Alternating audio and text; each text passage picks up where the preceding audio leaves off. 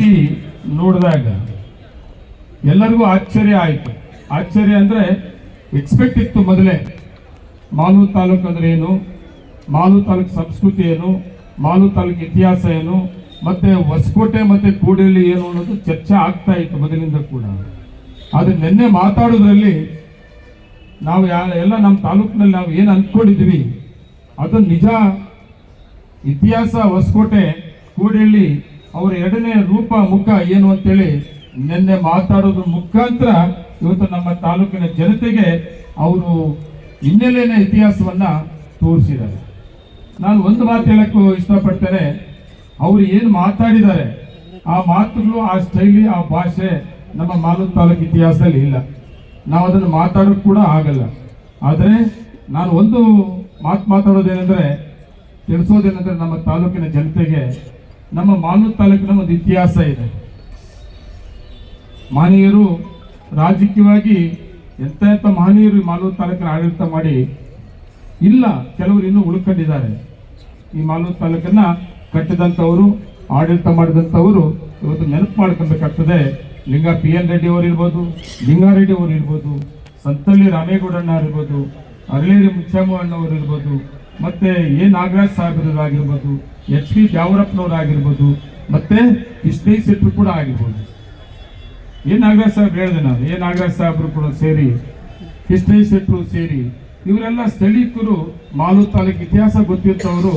ಇವರೆಲ್ಲ ಮಾಲೂರು ತಾಲೂಕಿನ ಒಂದು ಅಭಿವೃದ್ಧಿಗೆ, ಮಾಲೂರು ತಾಲೂಕು ಇತಿಹಾಸವನ್ನ ಕಾಪಾಡ್ಕೊಂಡು ಬಂದಂಥವ್ರು.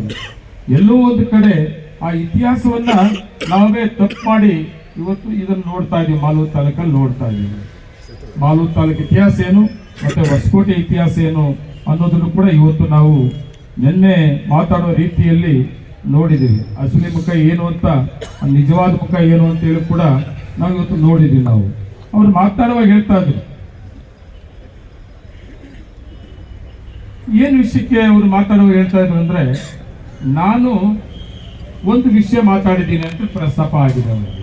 ಏನು, ಅವ್ರಿಗೆ ತಲೆ ಕೆಟ್ಟಿದೆ ಅನ್ನೋ ಮಾತನ್ನ ಪ್ರಸ್ತಾಪ ಮಾಡಿದ್ದಾರೆ. ತಲೆ ಕೆಟ್ಟಿದೆ ಅನ್ನೋ ಮಾತನ್ನು ಇಟ್ಕೊಂಡು ಮುಂದುವರಿಸಿದ್ದಾರೆ.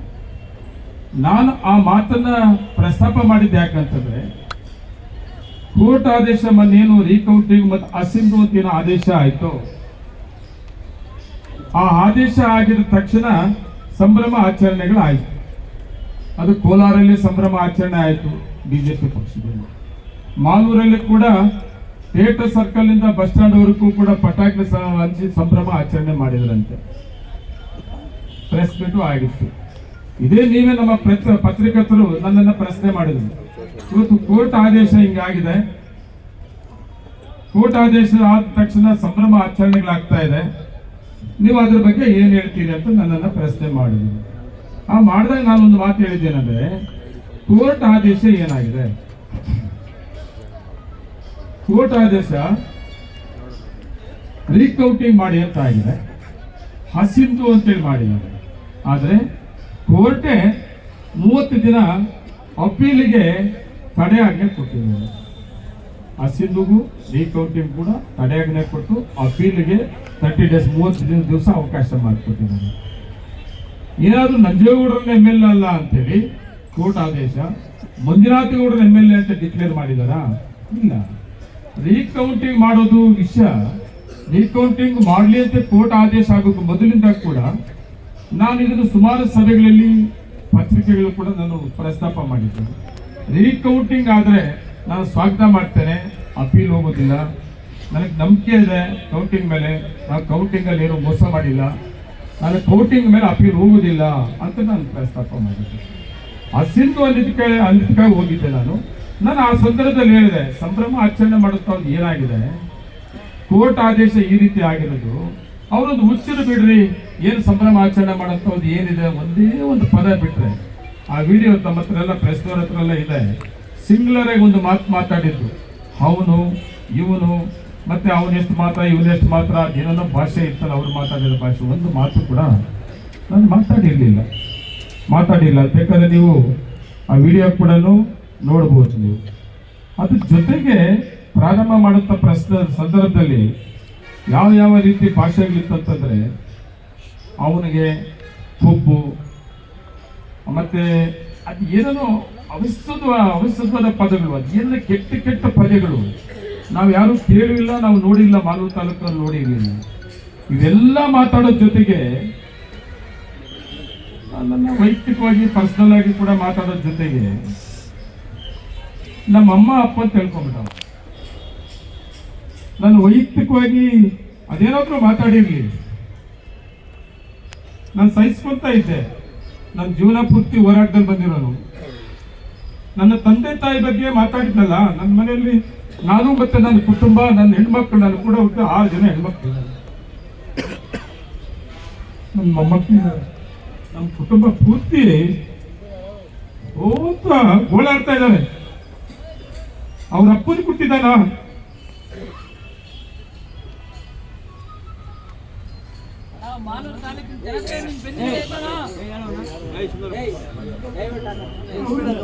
ಅವ್ರ ಅಪ್ಪನ ಕೊಟ್ಟಿದ್ದಾನ ಅಂತೇಳಿ ಒಂದು ಮಾತು ಮಾತಾಡಿದ್ದಾನೆ. ಅದಕ್ಕೆ ನನ್ನ ಕೈಯಲ್ಲಿ ತಡ್ಕೊಳಕ್ ಆಗ್ತಾ ಇಲ್ಲ.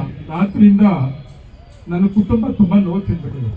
ನನ್ನ ಹೆಣ್ಮಕ್ಳು, ನನ್ನ ಕೂಡ ಹುಟ್ಟೋರು, ಮತ್ತೆ ನನ್ನ ಮಕ್ಕಳು, ನನ್ನ ಮೊಮ್ಮಕ್ಕಳು, ನನ್ನ ಸಂಬಂಧಿಕರು, ನನ್ನ ತಂದೆ ತಾಯಿ ಇತಿಹಾಸ ಇದೆ. ನಮ್ಮ ಕೊಮ್ಮನಹಳ್ಳಿಯಲ್ಲಿ ನಮ್ಮದೇ ಒಂದು ಇತಿಹಾಸ ಇದೆ. ಮಾಲೂರು ತಾಲೂಕಲ್ಲಿ ಬೈಚೇಗೌಡ ಮನೆ ಅಂದ್ರೆ, ಪಟೇಲ್ ಎಲ್ಲಪ್ಪ ಅಂದ್ರೆ, ಗೌರಮ್ಮ ಅಂದ್ರೆ, ನಮ್ಮ ಸುತ್ತಮುತ್ತ ಹಳ್ಳಿಗಳಲ್ಲಿ ನನ್ನ ತಾಲೂಕಲ್ಲಿ ತುಂಬಾ ಜನಕ್ಕೆ ನಮ್ಮಪ್ಪ ಗೊತ್ತಿಲ್ಲ. ನಮ್ಮಮ್ಮ ನಮ್ಮಪ್ಪ ನಾನು 86ರಿಂದ ಮಂಡಲ ಪಂಚಾಯತಿ ರಾಜಕೀಯ ಪ್ರವೇಶ ಮಾಡಿದ ಇಂಕ ನನ್ನ ಮಗನು ನನ್ನ ತಾಲೂಕಲ್ಲಿ ಜನ ಸೇವೆ ಮಾಡೋಂಥವನಾಗಬೇಕು ಅಂತ ಬಯಸ್ತಂತವ ನಮ್ಮಮ್ಮ ನಮ್ಮಪ್ಪ. ಎಲೆಕ್ಷನ್ 1 ವರ್ಷ ಮೊದಲು ಸತ್ತೋಗ್ಬಿಟ್ರು ನಮ್ಮಮ್ಮ ನಮ್ಮಪ್ಪ. ಅದು ಎಲೆಕ್ಷನ್ MLA ಮಾಡಬೇಕು ಅಂತೇಳಿ ತುಂಬಾ ಕನಸ್ಕೊಂಡಿದ್ದಂಥವ್ರು. ಅವ್ರ ಒಳ್ಳೆತನ ನಾನು ಎಲ್ಲಿಗೆ ತಂದ್ಬಿಡ್ತು. ಅವ್ರ ಮನೇಲಿ ಅವ್ರ ಅಮ್ಮ ಇದ್ದಾರೆ. ನನಗೆ ತುಂಬಾ ವಿಶೇಷವಾದ ಗೌರವ ಇದೆ ಅವ್ರ ತಾಯಿ ಮೇಲೆ. ಅವ್ರ ತಾಯಿಗೆ ನನ್ನ ತಾಯಿ ಕೂಡ ಅಲ್ವಾ. ನನ್ನ ತಾಯಿ ಪತಿವರ್ತೆ, ನಮ್ಮಪ್ಪ ನನ್ನ ಮನೆ ಹೆಸರು ಮಾಡಿದಂಥವ್ರು. ಅದು ಒಂದು ವಿಷಯದಲ್ಲಿ ತುಂಬಾ ನಮ್ಮ ಕುಟುಂಬ ನೋವು ತಿಂದ್ಬಿಟ್ಟಿದ್ವಿ. ಬೇಕಾದಷ್ಟು ಮಾತಾಡಿದ ನಾವು, ಆದರೆ ಈ ಒಂದು ವಿಷಯದಲ್ಲಿ ತುಂಬಾ ನನಗೆ ತಡ್ಕೊಳಕ್ಕಾಗದಷ್ಟು